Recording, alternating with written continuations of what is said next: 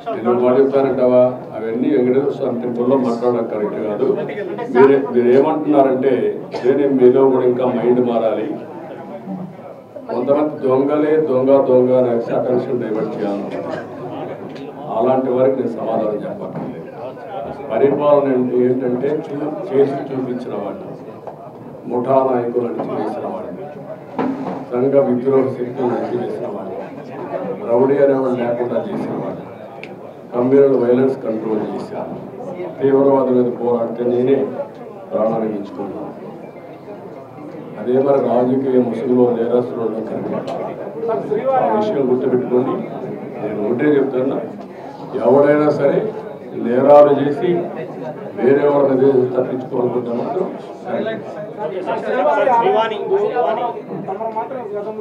రాజకీయాలు మాట్లాడుకుంటాం. గత 4 సంవత్సరాలుగా విపరీతమైన కూతురు తిట్టే పరిస్థితులు అటువంటివి కాదమ్మా. నేను కూడా ఇక్కడికి వచ్చినప్పుడు ఓట్లు అడగడానికి కూడా వీలు లేని పరిస్థితి. ఏది ఎలక్షన్ అప్పుడు కడవప్పుడు నేను ఎప్పుడు రాజకీయం చేయలేదు. అలాంటివన్నీ చూసాం. అది ఒక పీడకలగా మిగిలిపోవాలని కోరుకుంటున్నాను. మీరు మాట్లాడిగారు కాబట్టి చెప్పాను, నేను అది కూడా చెప్పదలుచుకోలేదు. ఇక్కడ ఎవరైనా సరే నేరస్తులు నేరం వేరే వాళ్ళపైన వేయడానికి ముందుగానే ఎల్బీ క్రియేట్ చేయడం, అలాంటివి మాత్రం నా దగ్గర జరగవు. Be clear. ఎవడైనా సరే నేరస్తుల్ని నేరస్తులుగానే చూస్తా. రాజకీయ ముసుగులో కూడా వీళ్ళు నేరాలు చేయాలని మనం కుదరదు.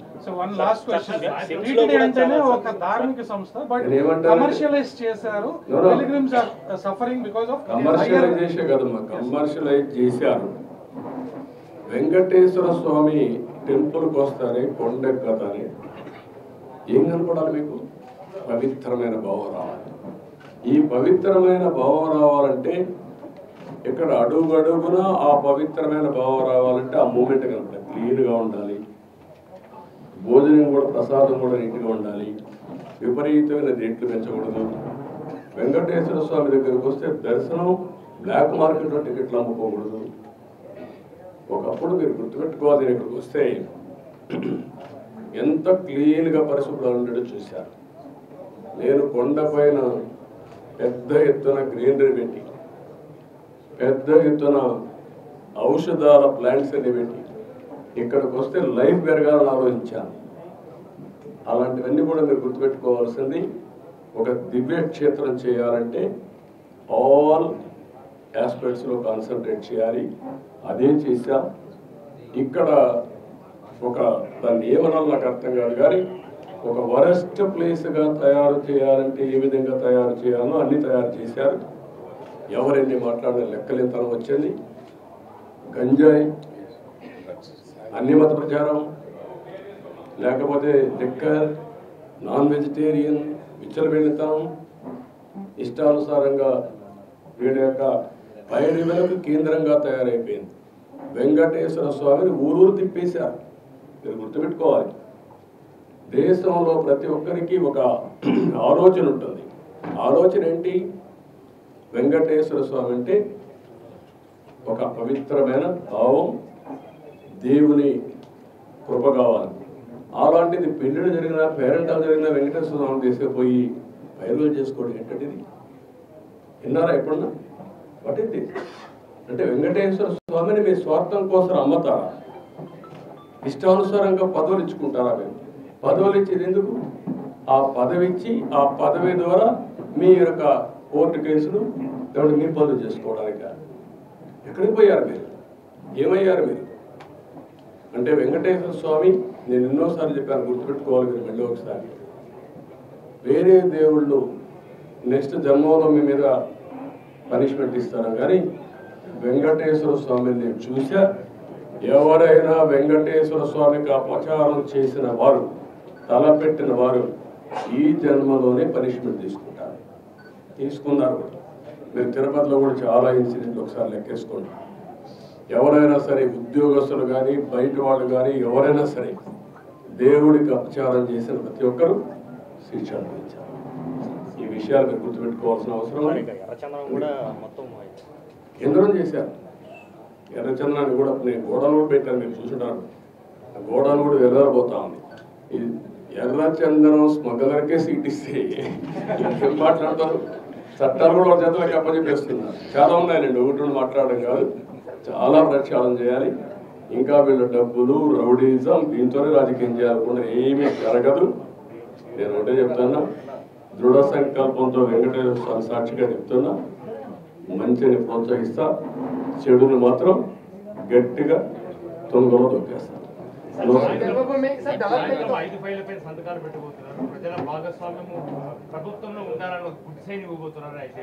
చెప్తారు కదా, అన్ని చూస్తారు కదా, అన్ని చెప్పాల్సిన లేదు. భోంచే ముందు రుచి ఎందుకు కాదు. నేను ఒకటే చెప్పా, 1.0 చూశారు, 2.0 చూశారు, 3.0 చూశారు, 4.0కి వచ్చాను. ఇప్పుడు మీరు చూడబోతారు. ఇప్పుడు అందుకని అందరికి అపీల్ చేస్తున్న, ఆఫీసర్లు కూడా, ఎంప్లాయీస్ కూడా అపీల్ చేస్తున్నా, రాజకీయ కార్యకర్తలకు అపీల్ చేస్తున్నా, నష్టపోయాం, ఈ నష్టాన్ని రికవర్ చేసుకోవాలి, అందరూ కూడా కలిసి పనిచేద్దాం. వేల కోట్ల రూపాయలు ఎటువంటి వివక్ష లేకుండా, ఎటువంటి లంచాలు లేకుండా, ఏ నెలలో ఏమిస్తామో అని ముందే చెప్పి క్యాలెండర్ ప్రకటించి ఆ నెలలో అది తప్పకుండా ప్రతి సంవత్సరం తూచా తప్పకుండా ప్రతి సంవత్సరం అది జరిగేట్టుగా చేస్తూ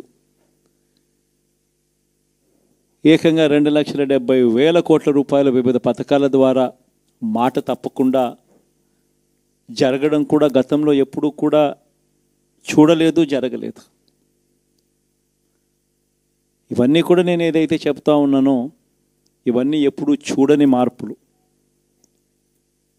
గతంలో ఎప్పుడూ జరగని సంస్కరణలు. విద్యారంగంలో అయితేనేమి, వైద్య రంగంలో అయితేనేమి, వ్యవసాయ రంగంలో అయితేనేమి, సామాజిక న్యాయం అంశంలో అయితేనేమి, మహిళా సాధికారత అంశంలో అయితేనేమి, గవర్నెన్స్ విషయంలో అయితేనేమి, ఎప్పుడు జరగని చూడని సంస్కరణలను కూడా తీసుకొచ్చు. ఇవన్నీ నేను ఏదైతే చెప్తా ఉన్నానో ఇవన్నీ మనం చేసి చూపించి ప్రజల మన్ననలు పొందిన తర్వాతే ఎన్నికలకు వెళ్ళాం. ఎన్నికల్లో ఏమైందో తెలీదు. 5 సంవత్సరాలు కళ్ళు మూసుకుంటే చాలా అయిపోయింది. 5 సంవత్సరాలు. మళ్ళీ 2024 నుంచి 2029 కూడా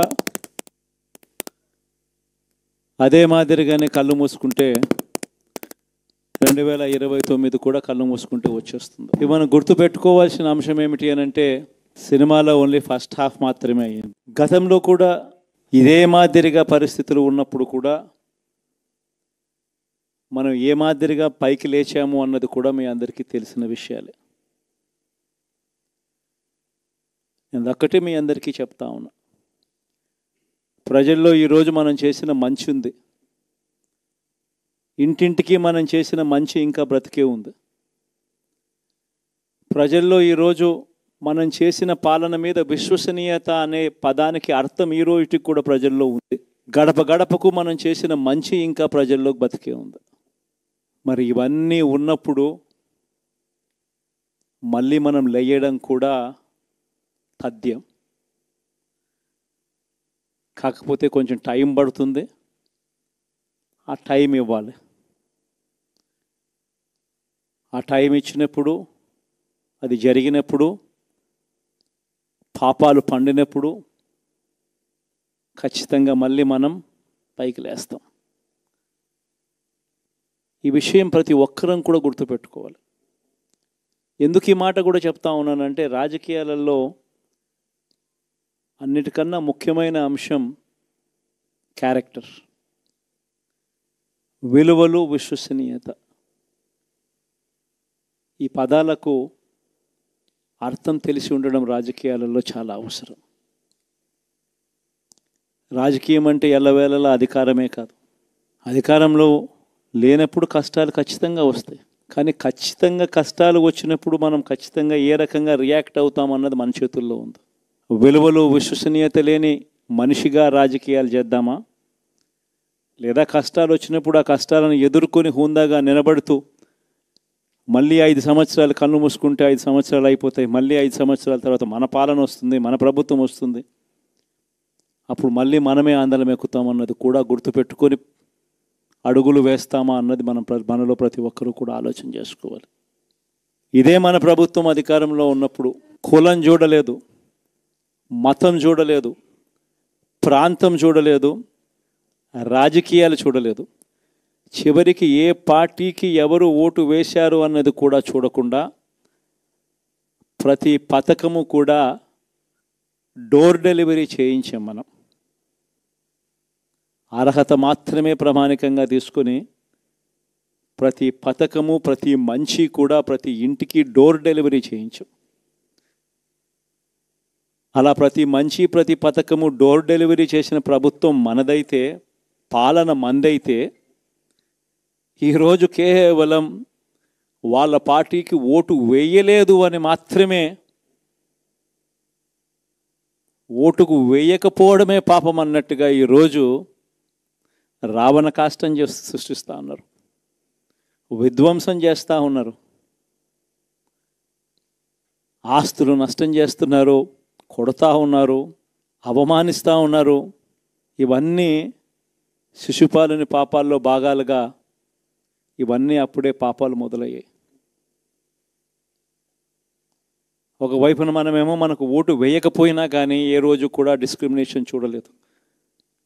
అటువంటి వాళ్లకు కూడా మనం డోర్ డెలివరీ చేసిన ప్రభుత్వం పాలన మందైతే, ఈరోజు కేవలం ఓటు వేయలేదన్న ఒకే ఒక కారణంతో ఏకంగా కొడతా ఉన్న పాలన వీళ్ళది. ఈ పాపం ఊరికే పోదు. రెండవ పాపం చంద్రబాబుది కూడా అప్పుడే పండింది. బహుశా కేంద్రం ఈ రకమైన కేంద్రంలో ఈ రకమైన పరిస్థితులు బహుశా ఎప్పుడు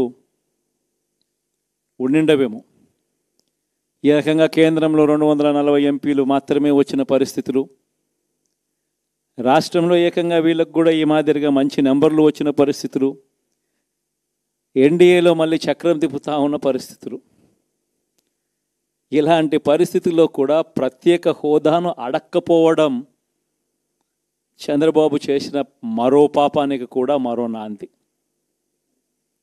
ఇలాంటి పరిస్థితుల్లో కూడా ప్రత్యేక హోదా మనం అడిగి తెచ్చుకోలేకపోతే రాష్ట్రంలో ఏ ఒక్క యువకుడు కూడా క్షమించడు చంద్రబాబు నాయుడు. మనం కొంచెం ఈ పాపాలు పండేదాకా మనం గట్టిగా దీన్ని నిలబడగలిగితే, ముందుకు తీసుకొని పోగలిగితే ఈ పోరాటాన్ని ఆటోమేటిక్గా శిశుపాలుని 100 పాపాలు ఫాస్ట్గా ఎరోడ్ అయిపోతాయి. అంటే ప్రతి ఒక్కరూ ఈ విషయాలన్నీ గుర్తుపెట్టుకోమని కోరుతాం. ఎన్ని బహుశా నేను చెప్పేటివన్నీ కూడా మీ అందరికీ కూడా తెలియనేటివి కాదు. కేవలం నేను మీ అందరికీ గుర్తు మాత్రమే చేస్తా ఉన్నా. కష్టాలు రావడం అన్నది సర్వసహజం. కష్టాలు ఇలా మనం ఎదుర్కొని నిలబడడం అన్నది మన చేతుల్లో ఉన్న అంశం అన్నది మాత్రం ఖచ్చితంగా ప్రతి ఒక్కరూ గుర్తుపెట్టుకోమని మీ అందరితో కూడా కోరుతా ఉన్నాను. శాసనసభలో, చట్టసభలో మీ సభే అన్నిటికన్నా ముఖ్యమైన సభ అవుతుంది. ఓటు వేయలేదు అన్న ఒకే ఒక కారణంతో మనుషుల్నే కొడతా ఉన్న పరిస్థితుల్లో,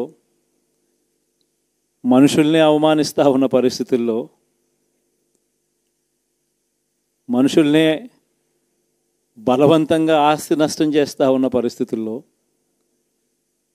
ఇక ప్రతిపక్షం ఉన్నది ఒకటే ఒక పార్టీ, ఆ పార్టీకి అవకాశం ఇవ్వాలా అన్న కనీస నైతిక విలువలు వాళ్ళు పాటిస్తారన్న నమ్మకం నాకైతే లేదు. కాబట్టి మీరు చేయాల్సిన పాత్ర గొప్పది, చాలా ఉంది అన్నది మాత్రం గుర్తుపెట్టుకోండి. రాబోయే రోజుల్లో యాక్టివిటీ లెవెల్స్ అనేది ఆటోమేటిక్లీ పెరుగుతాయి. రాష్ట్ర వ్యాప్తంగా ఉన్న కార్యకర్తలందరినీ ఎవరినైతే వాళ్ళు ఇబ్బందులు పెట్టారో ఖచ్చితంగా వాళ్ళందరికీ మనోధైర్యం ఇస్తూ వాళ్ళ గ్రామాలకు వెళ్ళి వాళ్ళకు తోడుగా ఉండే కార్యక్రమాలు చేసే కార్యక్రమాలు జరుగుతాయి. రాబోయే రోజుల్లో ఇంకా టైం గడిచే కొద్దీ ప్రజల్లోకి వెళ్ళే కార్యక్రమాలు ఇంకా ముమ్మరం అవుతూ పోతాయి. చివరికి ప్రజల్లోనే ఉంటాం. ప్రజలతో కలిసి పోరాడే కార్యక్రమం వేగంగా టైం గడిచే కొద్దీ మనము వేగంగా అడుగులు ముందుకు వేస్తాం. ఒకటి మీ అందరికీ చెప్తా ఉన్నా, ఏకంగా 14 నెలలు పాదయాత్రలు చేశాం. ఆ వయసు ఈ రోజుటికి నాకుంది. ఆ సత్తువ ఈ రోజుటికి నాకుంది. కాబట్టి మీరు మాత్రం ప్రతి ఒక్కరూ గుర్తుపెట్టుకోండి, ఆ టైం వచ్చేదాకా మీ పాత్ర చాలా కీలకం. ప్రతి ఒక్కరూ ఈ విషయాన్ని మాత్రం